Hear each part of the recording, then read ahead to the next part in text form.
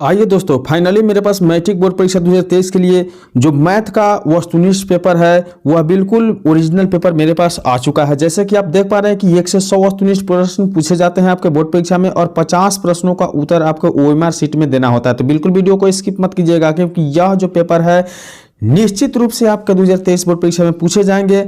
अगर आप वीडियो को देख रहे हैं तो शुरू से अंत तक जरूर देखिएगा। कहीं 5 मिनट की वीडियो छोड़ने के बाद आपको पछताना नहीं पड़े कि हाँ चलिए हम 5 मिनट की वीडियो नहीं देखे, 10 मिनट की वीडियो नहीं देखे और हमारे बोर्ड एग्जाम में यह प्रश्न छूट गया। तो बिल्कुल इस वीडियो को शुरू से अंत तक देखिएगा। आपसे बार बार रिक्वेस्ट किया जा रहा है ताकि आपका बोर्ड परीक्षा में एक भी प्रश्न ना छूटे। अगर इस वीडियो में बताए गए प्रश्नों में से नहीं पूछा जाए बोर्ड परीक्षा में तो मैं बिल्कुल वीडियो बनाना छोड़ दूंगा। तो चलिए देखिए, आज का वीडियो का पहला प्रश्न है कि वाई अक्ष का समीकरण होता है। देखिए वाई अक्ष का समीकरण क्या होता है, थोड़ा सा हम लोग सोचेंगे कि देखेंगे कि वाई अक्ष पे जो होता है एक्स का मान जो होता है बिल्कुल 0 होता है। तो वाई अक्ष का जो हमारा समीकरण होगा वह बिल्कुल क्या हो जाएगा, तो वाई अक्ष का समीकरण क्या हो जाएगा, तो x बराबर 0 हो जाएगा। याद करके रखिएगा। बाकी साकी जो भी ऑप्शन आप लोग देखे हैं इससे पहले उसे नहीं याद रखना है, बिल्कुल x बराबर 0 हो जाएगा। चलिए अगला प्रश्न देखते हैं। दूसरा प्रश्न दिया हुआ है कि दो घनों के आयतनों का अनुपात कितना है, तो 1:27 है। तो उसके कुल पृष्ठों के क्षेत्रफलों का अनुपात क्या होगा। तो आयतन दिया हुआ है तो सबसे पहले हम इसका घनमूल निकालेंगे। तो जैसे हम लोग घनमूल करेंगे तो दोनों का, तो 1 का घन 1 हो जाएगा, वही 27 का घनमूल कितना हो जाएगा, तो 3 हो जाएगा। अब हमें बोला जा रहा है कि कुल पृष्ठ का क्षेत्रफल, तो क्षेत्रफल के इस दोनों के क्या करेंगे, स्क्वायर कर देंगे। तो 1 के स्क्वायर 1 हो जाएगा, वही अनुपात 3 के स्क्वायर 9 हो जाएगा। आपका ऑप्शन सी बिल्कुल सही उत्तर है। बिल्कुल हम प्रैक्टिकल करके आपको बनाकर बताएंगे, इसलिए वीडियो को शुरू से अंत तक जरूर देखिएगा। चैनल पर पहली बार है तो सब्सक्राइब करके बेल आइकन को जरूर प्रेस कीजिएगा और वीडियो अच्छा लगे तो एक लाइक जरूर करिएगा, दूसरों के साथ शेयर करना भी जरूर।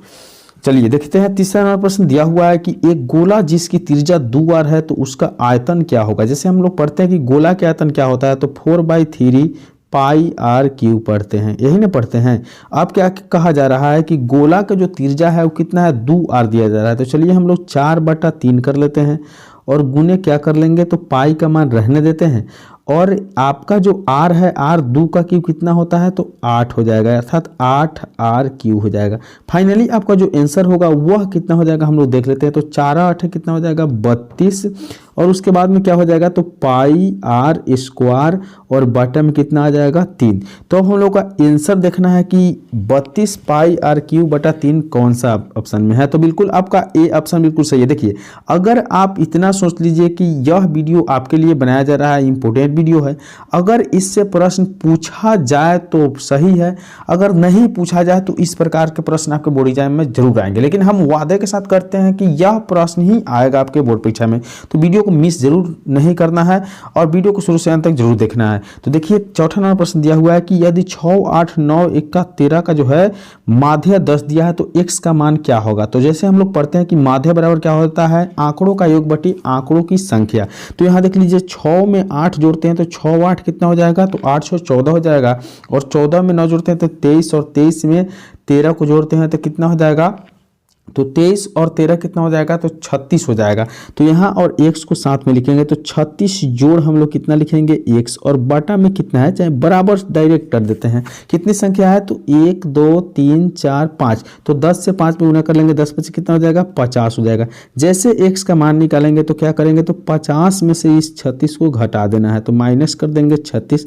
अब देख लेते हैं कि 50 में से 36 घटने के बाद मान कितना आया, 14। तो x का मान बिल्कुल आपका आंसर 14 सही हो जाएगा। अगली प्रश्न देखेंगे जिसमें माध्यिका निकालना है। तो देखा दिया जा रहा है कि माध्यिका जब भी निकालने के लिए प्रश्न पूछा जाए तो सबसे पहले हम लोग आंकड़े को सजा कर लिखते हैं। तो सबसे पहले यहाँ 6 लिखाएगा, उसके बाद लिखाएगा 8, उसके बाद में लिखाएगा 9, उसके बाद में लिखाएगा 15, उसके बाद में लिखाएगा 16, उसके बाद में क्या लिखेंगे, तो 18 लिखेंगे, 18 के बाद में क्या लिखेंगे, तो 21 लिखेंगे, 21 के बाद में क्या लिखेंगे, तो 22 लिखेंगे और 22 के बाद में कितना है, तो 25 दिया हुआ है। अब हम लोग गिनते हैं कि टोटल आंकड़े कितना है, तो 2 2 4 2 6 2 8 1 9। अब यहाँ गिनेंगे 3 3 6 3 9। अब हम लोग क्या करना है कि बाएं तरफ से देखेंगे कि 9 है तो 4 को बाएं तरफ से लेंगे और वही आपको दाहिने तरफ से भी 4 को लेंगे, तो बचा संख्या कितना, तो 16। अब आपका जो माध्यिका हो जाएगा वह निश्चित रूप से 16 हो जाएगा। तो देख लेते हैं आंसर 16 ऑप्शन ए में दिया है, बिल्कुल सही आंसर ये है। चलिए अब छठा नंबर प्रश्न देख लेते हैं। दिया हुआ है कि 23 15 25 और 40, 27, 25, 22, 25, 20 का बहुलक क्या होगा? तो बहुलक वही संख्या होता है जो सबसे अधिक बार रिपीट होता है। तो यहाँ देख रहे हैं कि 23 एक बार पूछा गया है, 15 भी कितने बार है? एक बार है। 25 को हम लोग देख लेते हैं तो 25 आपको 3 बार आया है।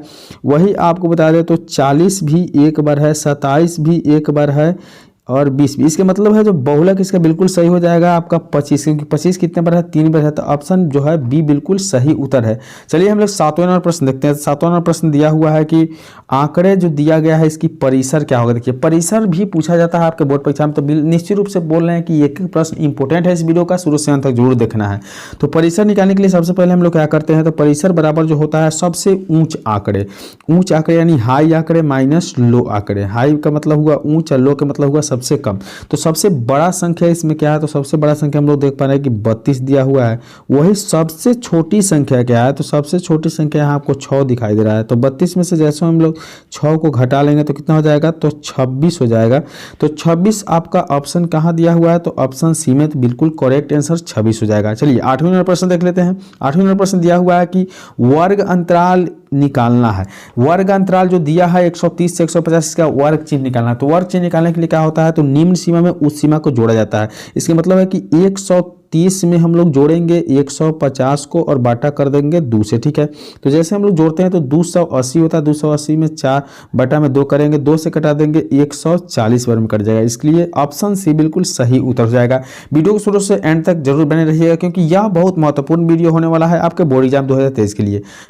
तो अगली प्रश्न हम लोग देख रहे हैं कि यदि 4 लगातार विषम संख्याओं का माध्य 6 है तो सबसे बड़ी संख्या क्या होगा? तो इसे हम लोग क्या करेंगे? लगातार x मानेंगे पहला, दूसरा क्या मानेंगे? x+2 मानेंगे, तीसरा का क्या मानेंगे? तो x+4 मानेंगे और वही आपको चौथा बता दे तो x+6 मानेंगे और बटा में 6 करने के बाद क्या करेंगे? बटा में 4 करके बराबर 6 देंगे क्योंकि माध्य 6 है। उसके बाद हम जैसे इस समीकरण को हल करेंगे तो निश्चित रूप से आपका मान कितना आ जाएगा? तो 9 आंसर आ जाएगा। चलिए अगली प्रश्न देखते हैं। 10वां नंबर प्रश्न दिया हुआ है कि निम्नलिखित में कौन केंद्रीय प्रवृत्ति की माप नहीं है? तो केंद्रीय प्रवृत्ति के माप जो नहीं है वह क्या है? तो यहाँ देख लिया जाए तो बिल्कुल परिसर नहीं, क्योंकि केंद्रीय प्रवृत्ति का माप पूछा जाए तो माध्य होता है, बहुलक और माध्यिका होता है, तो परिसर यहाँ नहीं है। चलिए 11 नंबर प्रश्न देखते हैं। दिया हुआ है कि 1000 चक्कर लगाने में एक पहिया 88 किलोमीटर दूरी तय करता है तो इसका व्यास क्या होगा? तो जैसे हम लोग तीजा निकाल लेंगे इस प्रश्न को हल करने के बाद तो 14 आ जाएगा और 14 को दुगुना कर देंगे तो व्यास आपका डी बराबर क्या हो जाएगा? 28 मीटर। बिल्कुल सही उत्तर है ऑप्शन सी। चलिए हम लोग देखते हैं 12 नंबर प्रश्न। इससे थोड़ा सा बनाना पड़ेगा इसलिए हम नहीं बना पाए हैं क्योंकि वीडियो लंबा हो जाएगा। दिया हुआ है कि cos 90 डिग्री में थीटा बराबर क्या होता है? तो cos 90 डिग्री में थीटा बराबर क्या होता है? तो sin थीटा होता है, याद करके रखना है। वही चलिए अब 13 नंबर प्रश्न देखते हैं। दिया हुआ है कि यदि थीटा का मान 45 डिग्री है तो cos और थीटा माइनस sin थीटा का मान क्या होगा? तो cos स्क्वायर थीटा का मान यहाँ cos 45 डिग्री का मान कितना होता है? 1/√2 होता है। तो अब देखिए इसको स्क्वायर करना था और माइनस साइन का भी मान क्या होगा? तो 1/√2 का स्क्वायर करना था। तो जैसे स्क्वायर किए तो 1/2 हुआ और 1/2 हुआ, तो घटने के बाद कितना बच गया? 0 बच गया। तो ऑप्शन सी बिल्कुल इसके लिए करेक्ट आंसर होगा। अगली प्रश्न देख लेते हैं। दिया हुआ है कि निम्नलिखित में किसका मान √2 के बराबर है? तो कौन ऐसा मान है जिसका मान √2 के बराबर होता है? हम लोग पढ़ते हैं कि साइन 45 डिग्री का मान 1/√2 होता है।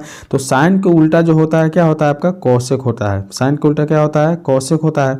उसके बाद एक और मान हम लोग पढ़ते हैं कि cos 45 डिग्री का मान 1/√2। तो यहाँ जो बिल्कुल सही उत्तर है कोसेक 45 डिग्री सही उत्तर हो जाएगा।